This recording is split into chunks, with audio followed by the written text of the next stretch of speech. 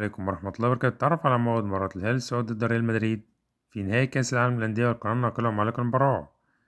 يلعب اليوم فريق الهلال السعودي ضد فريق ريال مدريد الإسباني في إطار المباراة النهائية لكأس العالم للأندية، وتقام المباراة في تمام الساعة 10 مساء بتوقيت السعودية والعراق والأردن وفلسطين وسوريا واليمن وقطر والبحرين، 9 مساء بتوقيت مصر والسودان وليبيا، 8 مساء بتوقيت تونس والجزائر والمغرب. تنقل المباراة عبر قناة SSC1. تعليق المعلق فهد العتيبي. نعمل منكم ترك توقعاتكم عن نتيجة اللقاء. شكرا لكم على حسن المشاهدة، ولا تنسوا أن تشتركوا معنا في القناة والإعجاب بالفيديو.